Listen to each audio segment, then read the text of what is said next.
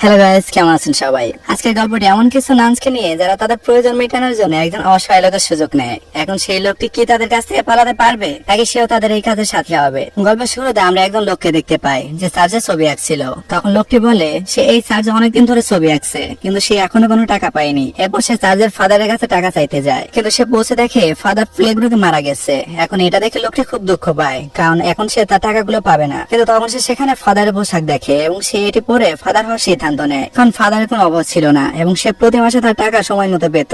অন্যদিকে আমরা লরেঞ্জো নামের একজনকে দেখতে পাই যে জার্ভিনো নামের এক গ্যাংস্টারের ভয়ে পালিয়ে বেড়াচ্ছে। তারপর জার্ভিনো তার লোকদেরকে যে কোনো মূল্যে লরেঞ্জোকে ধরতে বলে, কিন্তু লরেঞ্জো পালিয়ে যায়। পরদিন লরেঞ্জোর বন্ধু তাকে একটি ঘোড়া দেয় এবং তাকে এই শহর থেকে পালিয়ে যেতে বলে। এরপর লরেঞ্জো তার কথা মেনে নেয় এবং এই শহর থেকে চলে যায়। এরপর আমরা পোনিয়া নামের একটি মেয়েকে কাঁদতে দেখি, কারণ তার বাবা মা সম্প্রতি প্লেগের কারণে মারা গেছে। এই সময় জার্ভিনো এসে তাকে জিজ্ঞেস করে, তুমি এখন কি করবে? তোমার বাবা মা মারা গেছে এবং এখন তোমার কাছে কেউ নেই, তাই তোমার আমাকে বিয়ে করাই ভালো। পোনিয়া তাকে বলে শীঘ্রই রাশিয়ার রাজা টমাস এখানে আসতে চলেছে এবং আমি তাকে বিয়ে করব। জার্ভিনো তাকে বলে, তোমার বাবা আমার কাছ থেকে অনেক টাকা ধার নিয়েছিল, এখন তার মৃত্যুর পর তোমার সমস্ত সম্পত্তি আমার হয়ে গেছে। তুমি যদি সমস্ত সম্পত্তি নিজের করতে চাও, পরিবর্তে আমাকে বিয়ে করতে হবে। এরপর লরেঞ্জোকে দেখানো হয় তার পিছনে জার্ভিনোর গুন্ডারা তাড়া করছে। তখন সে সেখানে একজন লোককে দেখতে পায় যে একজন অসহায় লোককে কোথাও নিয়ে যাচ্ছে। তারপর সেই লোকটি লরেঞ্জোকে বলে সে বাগানে মালির কাজ করতো, কিন্তু এখন সে চাকরি ছেড়ে দিয়েছে।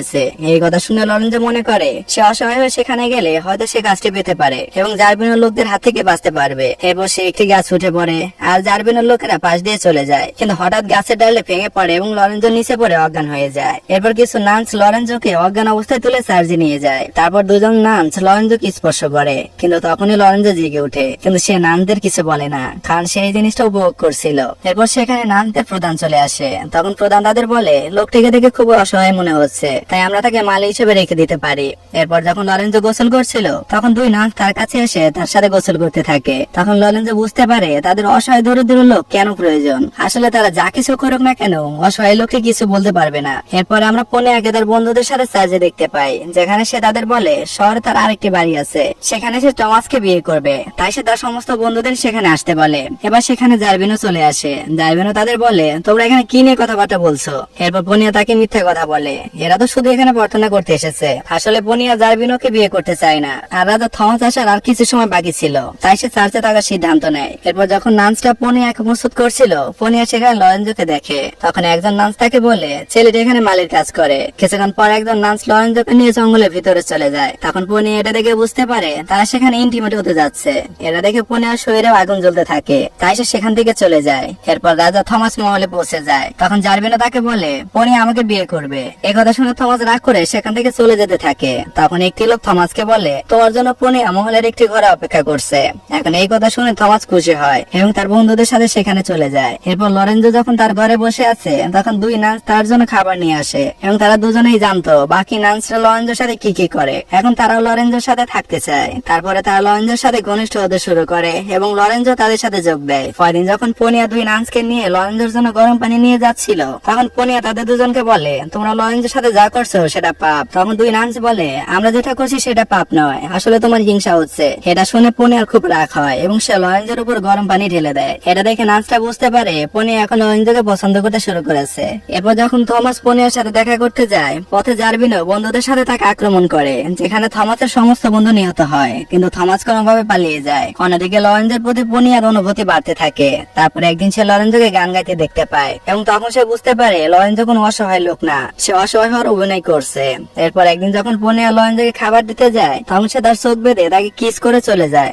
এখন লরেঞ্জো বুঝতে পারে না সে কে, কিন্তু সে এসব খুব উপভোগ করছিল। কিছুদিন পরে পোনিয়ার চার্চ থেকে যাওয়ার সময় হয়ে যায়। যাওয়ার সময় সে হেড নানকে জানায় লরেঞ্জো কোনো অসহায় লোক নয় এবং সে শুধু অভিনয় করছে। এরপর নান্স প্রধান সত্যিটা জানার পরে লরেঞ্জোকে কাছ থেকে বের করে দেয়। এরপর লরেঞ্জো যখন চার্চের বাইরে বসেছিল, তখন পোনিয়াকে সেখান দিয়ে যেতে দেখে। তখন লরেঞ্জো পোনিয়াকে তাকে তার সাথে নিয়ে যেতে অনুরোধ করে, যেতে পোনিয়া রাজি হয় এবং তাকে তার সাথে নিয়ে যায়। অন্যদিকে আমরা থমাসকে দেখতে পাই যে ঝিলের ভিতরে একটি মেয়েকে দেখতে পায়। মেয়েটি দেখতে খুবই সুন্দর। তারপর সে তার সাথে কথা বলতে শুরু করে এবং তাকে বলে সে পোনিয়া নামের একটি মেয়েকে বিয়ে করতে যাচ্ছে। তখন মেয়েটি লোভে পড়ে থমাসকে মিথ্যা কথা বলে সেই পোনিয়া। আসলে মেয়েটি একজন রাজাকে বিয়ে করতে চেয়েছিল, যাতে সে সারা জীবন সুখে থাকতে পারে, কারণ থমাস কখনো পোনিয়াকে দেখেনি। তাই সে সেই মেয়েটির কথা শোনে এবং সেই মেয়েটিকে খুবই পছন্দ করে। এদিকে পোনিয়া এবং লরেঞ্জো পোনিয়ার বাড়িতে আসে এবং তারা কথা বলার সময় লরেঞ্জো তাকে বলে সে একটি মেয়েকে ভালোবাসে যে সেদিন তাকে চোখ বেঁধে কিস করেছিল। পনিয়া তখন বলে, তুমি সেই মেয়েকে কিভাবে খুঁজে বের করবে? লরেঞ্জো পনিয়াকে বলে,